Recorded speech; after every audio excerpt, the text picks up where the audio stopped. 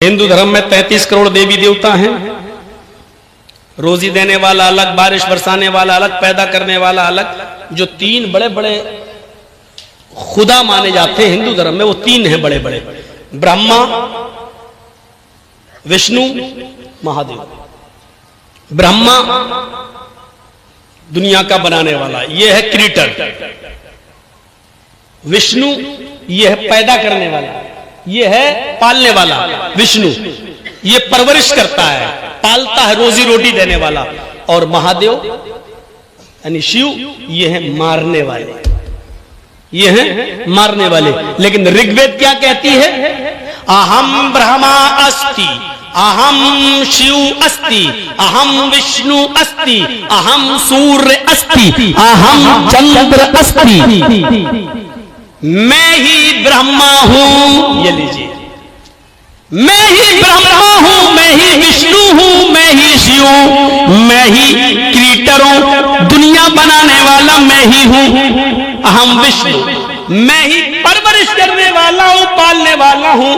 अहम शिव अस्ति, मैं ही मौत देता हूं। अहम सूर्य अस्ति, मैं ही सूर्य हूं। अहम चंद्र अस्ति, मैं ही चंद्रमा हूं। यानी रात निकालने वाला और दिन निकालने वाला भी मैं ही हूं। ये सब मेरे हुक्म के बगैर नहीं होते हैं, ये सब मेरे कंट्रोल में है। मानते रहो, तौहीद ये है, तौहीद ये है। न काष्ठ अस्ति न पत्थरास्ति, उस ईश्वर को न लकड़ी में ढूंढो न पत्थर में ढूंढो। वो ईश्वर है, उसको न लकड़ी में ढूंढो न पत्थर में ढूंढो।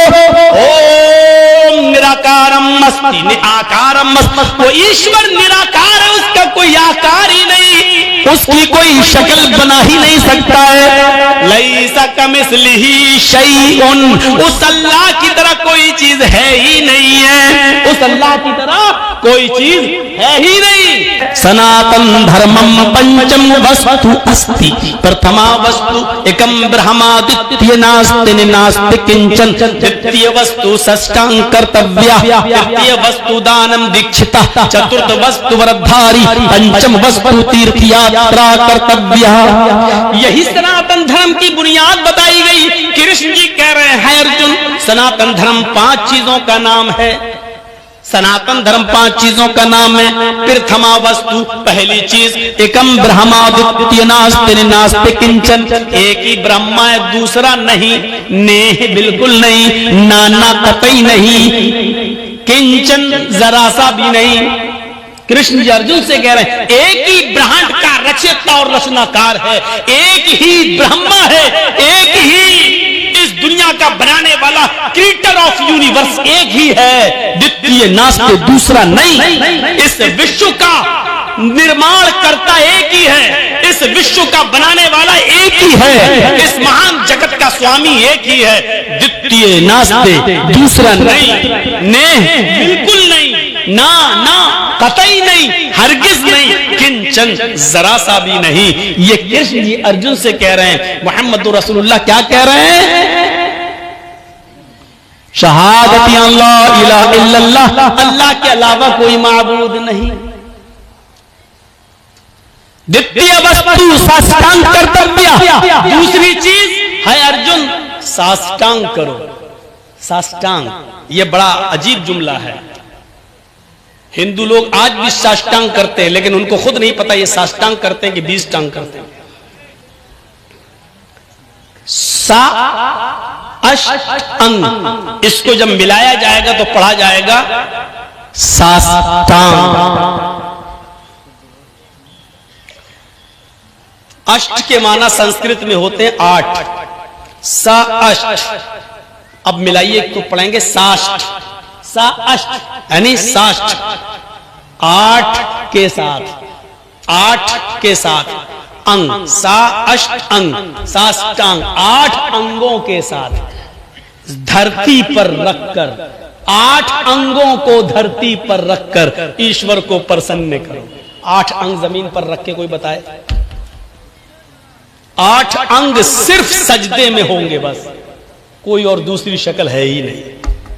सजदे में आप जाइए, माथा और नाक कितना है? 2 हाथ कितना 4, और दोनों घुटना कितना हुआ 6, और दोनों पैर 8। साष्टांग, कृष्ण जी कह रहे अर्जुन साष्टांग करो यानी सजदा करो, और खुल के कह दूं नमाज पढ़ो। पहली चीज, इस ब्रह्मांड का रचयिता और रचनाकार एक है, दूसरा नहीं, यानी एक ही अल्लाह इबादत के लायक है, दूसरा नहीं। दूसरी चीज साष्टांग, 8 अंग यानी सजदा करो। आज भी बड़े बड़े जहां गंगा है, बनारस में आ जाइए, इलाहाबाद में आ जाइए, हरिद्वार चले जाइए, पंडित लोग साष्टांग करते, पूरा ऐसे लेट जाएंगे पट। एक दो पंडितों से मैंने पूछा भी था, ये क्या कर रहे हो? कहते साष्टांग। मैंने कहा साष्टांग है कि 20 टांग? अंग गिनो कितने हैं? तो कहने लगे फिर साष्टांग क्या हुआ? फिर मैंने बताया कि लहर तुम तो अपने जैसी कहोगे, हक बात तस्लीम कर लेना हर किसी के बस की बात नहीं है, जो जल्दी कबूल कर ले। तुम अपनी मीनिंग से देखो, साष्टांग, साष्टांग का मतलब ही होता है 8 अंगों के साथ, और 8 अंग सिर्फ सजदे के अंदर होते हैं। तृतीय, यहां क्या कहा? इकामिस सलाह, नमाज पढ़ो। तीसरी चीज इस्लाम में क्या कही? ज़कात दो, व ईता इस ज़कात दो। और यहां कृष्ण जी क्या कह रहे? अर्जुन दानम दीक्षता, दान दो, दान खैरात करो। यहां ज़कात, वहां खैरात। चतुर्थ वस्तु व्रतधारी, चौथी चीज व्रत, उपास, रोजा। यहां चौथी चीज वसौमी रमजान, रमजान के पूरे महीने का रोजा। वल हज, यहां 5वीं चीज हज, वहां तीर्थ यात्रा कर्तव्य, तीर्थ यात्रा करो। किसी पवित्र शहर में गंगा जलेश भवती, जहां गंगा का पवित्र जल मौजूद हो,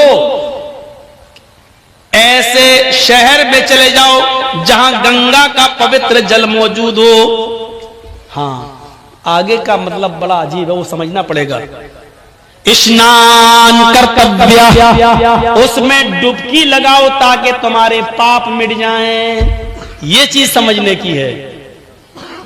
कृष्ण जी कह रहे हैं 5वीं चीज तीर्थ यात्रा करो, यानी अपना शहर छोड़कर किसी पवित्र शहर चले जाओ, गंगा जलेश भवती, जहां गंगा का पवित्र जल मौजूद हो।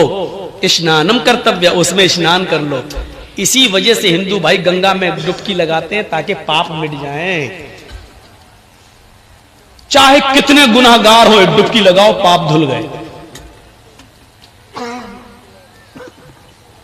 जबकि इसका मतलब यह है किसी ऐसे शहर में चले जाओ जहां गंगा का पवित्र जल मौजूद हो, जहां पानी ऐसा मौजूद हो, और उसमें डुबकी लगाने का मतलब यह कि उस शहर में चले जाओ, गंगा जल में पवित्र शहर में चले जाओ का मतलब यह है कि मक्के में चले जाओ, और डुबकी लगाने का मतलब यह है कि मक्के में दाखिल हो जाओ, यानी हज करो। हमारी हदीस कहती है, नबी अकरम ने फरमाया कि जब कोई हज के मैदान में, अरफात के मैदान में जब हाजी हज करता है और कहता लब्बैक लब्बैक अल्लाहुम्मा लब्बैक, तो गोया कि उसने अपने गुनाहों से अपने आप को पाक व साफ करा लिया है। फरिश्ता आवाज देता है, आए हाजी, आज तुझे अल्लाह ताला ने गुनाहों से बिल्कुल ऐसे पाक व साफ कर दिया जैसे तू अपनी माँ के पेट से आज ही पैदा हुआ है। धोबी की भट्टी में जिस तरह कपड़े का मैलू कुचैल साफ हो जाता है, उसी तरीके से तेरा भी, तेरे गुनाह सब मिट गए। हाजी अपने शहर जाने के बाद, अपने मुल्क में जाने के बाद अपने गुनाहों से फिर से अपनी जिंदगी को काला और सियाह न कर लेना। तो तीर्थ यात्रा का मतलब यह है कि हज कर लो, पवित्र शहर चले जाओ, वरना डुबकी लगाने से गुनाह माफ नहीं होते हैं। माफ करना, अगर डुबकी लगाने से गुनाह माफ होते और पाप मिटते तो वो फिल्म न बनती, और वो फिल्म में ये गाना नहीं बनता। अगर ये गाने में थोड़ी बहुत भी झूठ होता तो सेंसर बोर्ड उस गाने को पास नहीं करता। वो गाना आज तक चलता है, राम तेरी गंगा मैली हो गई, पापियों के पाप धोते धोते। राम की गंगा भी कभी मैली हो सकती है? नहीं। मतलब कहने वाले का यह था कि जब ठेका ले लिया, चाहे कितने गुनाह करो, गंगा में डुबकी मारो, पाप मिट जाएंगे।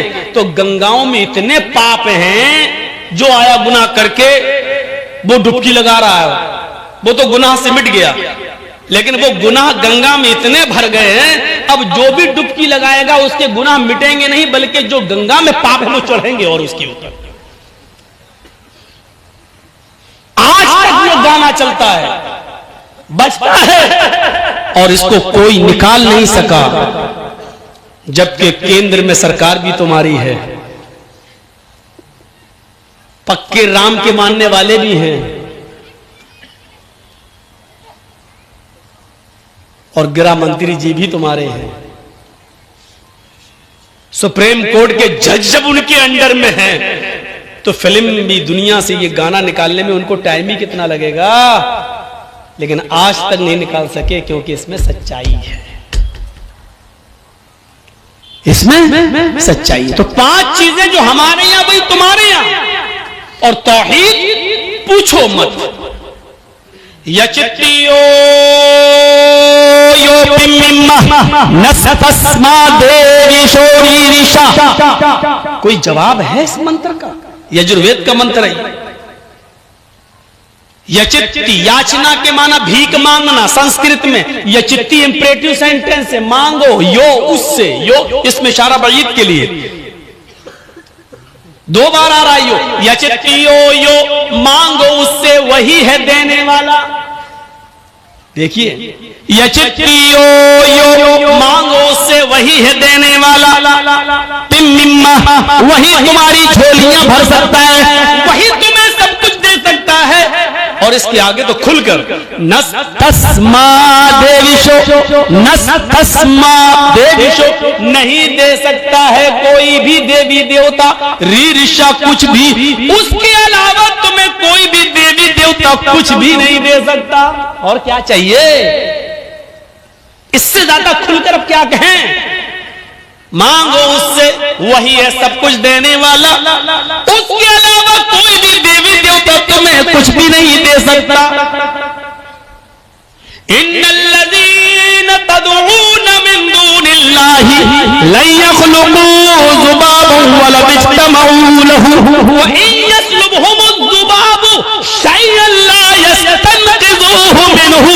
अल्लाह को छोड़कर तुम जिनको पुकार रहे हो, अल्लाह को छोड़कर तुम जिनके पास जा रहे हो, अल्लाह के अलावा तुम जिनसे भी बेटा बेटी मांग रहे हो, अल्लाह के अलावा जिनसे भी तुम मदद की गुहार लगा रहे हो,